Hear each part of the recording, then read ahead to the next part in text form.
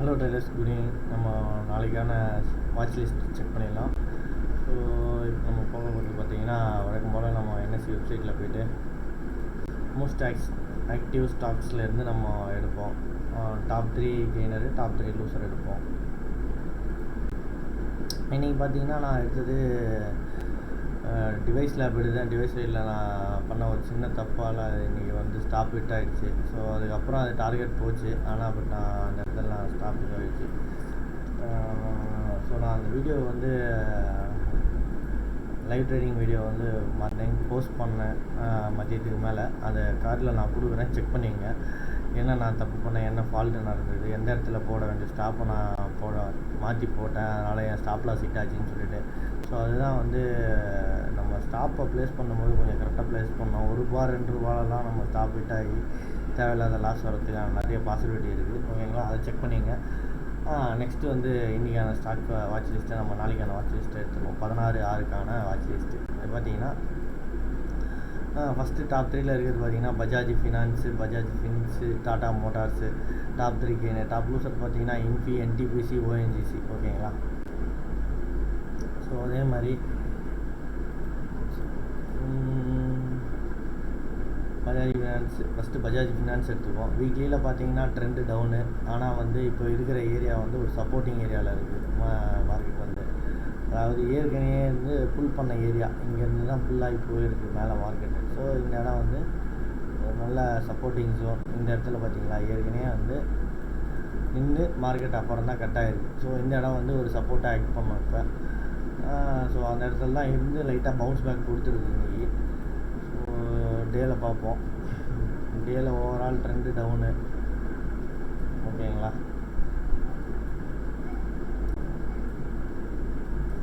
Inside கேண்டிலாக 2 candle trade ஆகிருக்கு. இந்த கேப்பை ஃபில் பண்ணுறதுக்கான வாய்ப்பு இருக்கும்னு நினைக்கிறேன். மேபி இந்த இதுவை தாண்டிச்சுன்னா. அதே மாதிரி இந்த இடம் வந்து கேப் பார்டர். இந்த கேப் பார்டர் வந்து ஒரு ரெசிஸ்டன்ஸாக இருக்கும்.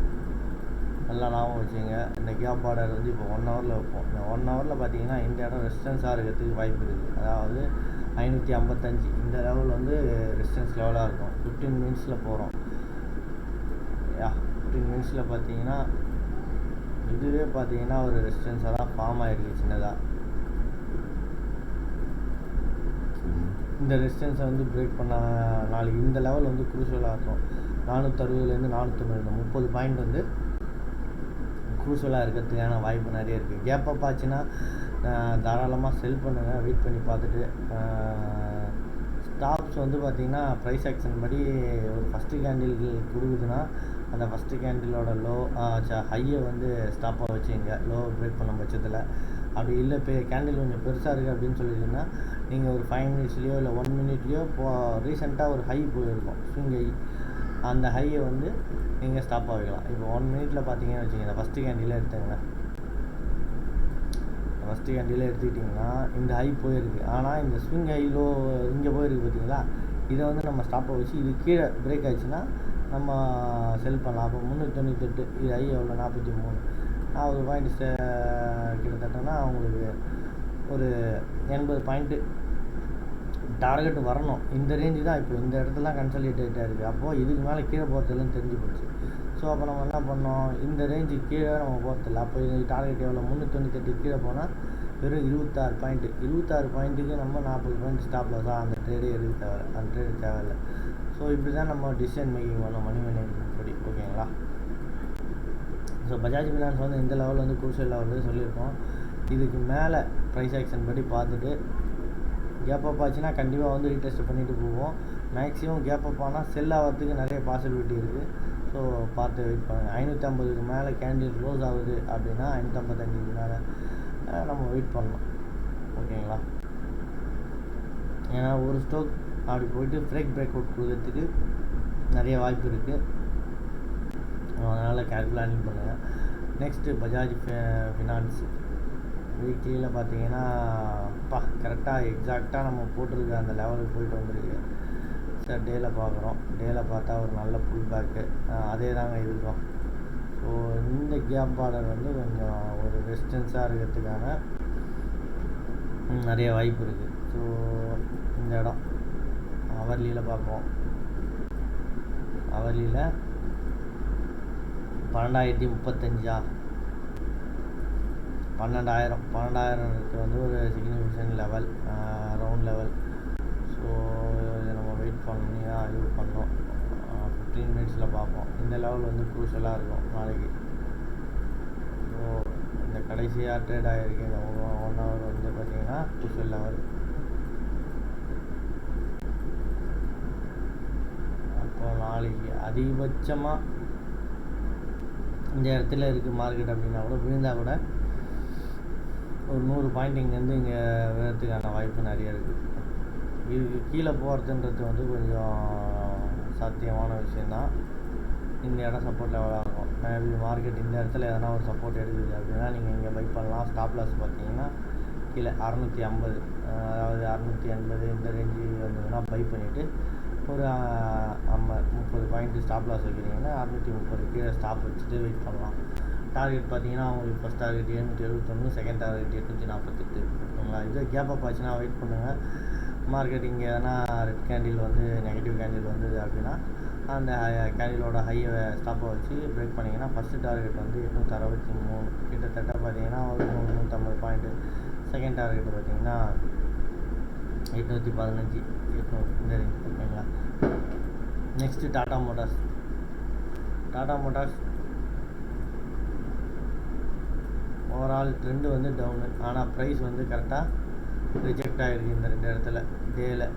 டேல பார்க்குறீங்க, டேல இந்த ஹைக்கு போகிறதுக்கான வாய்ப்பு இருக்குது இந்த இதை பிரேக் பண்ணும் பட்சத்தில்.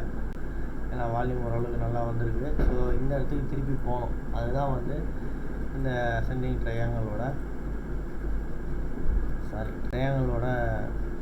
ஃபங்க்ஷன்.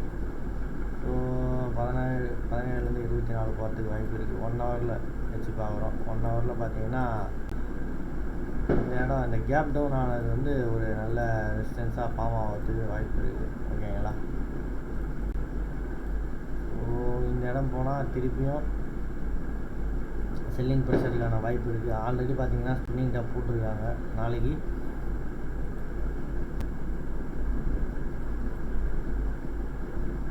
பாருங்கள், ஆல்ரெடி 1, 2, 3 3 டைம் ரிஜெக்ட் ஆகிருக்கு ப்ரைஸ் வந்து. ஸோ இந்த இடத்த பார்த்துக்கணும். இன்னொன்று, இது வந்து ஒரு டபிள்யூ பேட்டர்ன்லேயும் போயிருக்கு. நம்ம அதையும் செக் பண்ணோம்.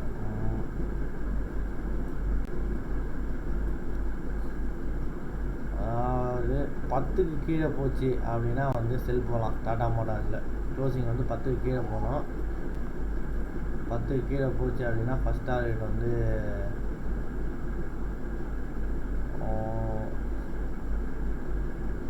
ஃபஸ்ட் டார்கெட் 407, செகண்ட் டார்கெட் வந்து 404. இதுதான் ஸ்டாப் லாஸ் வந்து பார்த்தீங்கன்னா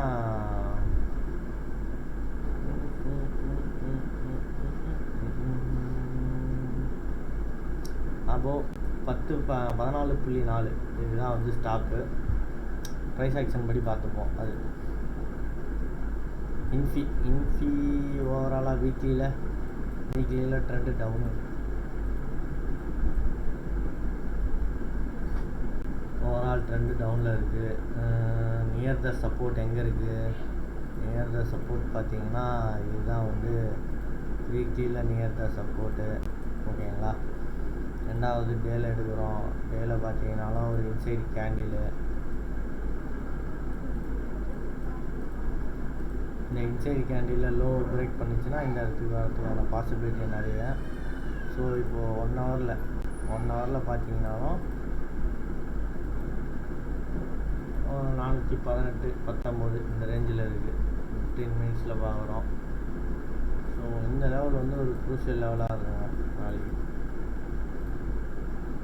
மார்க் பண்ணிக்கிறேன். ஸோ இந்த லெவல் அதாவது 33லேருந்து 26 இந்த ரேஞ்ச் வந்து ஒரு க்ரூஷியல் ரேஞ்சாக இருக்கிறதுக்கு நிறைய வாய்ப்பு இருக்குது. ஏன்னா மார்க்கெட்டிங் தான் ஃபால் ஆகிடுது. 437, 38 இந்த ரேஞ்சிலையும் சேர்த்து கணக்கு பண்ணிக்கலாம். ஸோ ஸ்டாப் லாஸ் பார்த்தீங்கன்னா 46, 36, 37 போச்சுன்னா செல் பண்ணலாம். தாராளமாக செல் பண்ணிட்டு வெயிட் பண்ணலாம். ஸ்டாப் லாஸ் வந்து 45, 46 வரும். Target first target 21, second target 410. 412 ஓகேங்களா. என்டிபிசி அதே மாதிரி என்டிபிசி வெல்செட்டை பார்த்தீங்கன்னா ஆல்ரெடி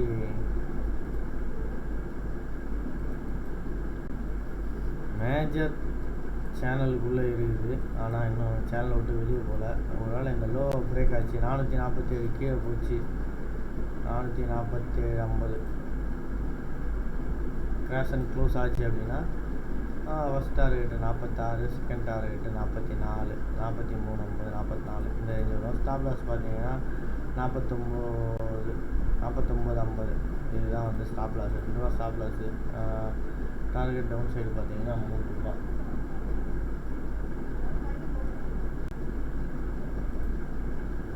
அடுத்தது ஓஎன்ஜிசி பார்த்தீங்கன்னா கீழே நல்ல டவுனில் இருக்குது. ஸோ வெயிட் பண்ணுங்கள். இந்த பாட்டத்துக்கு வந்தால் ஒரு பையிங் ப்ரெஷருக்கான வாய்ப்பு இருக்குது. அதாவது 47.50 இந்த ரேஞ்சில்.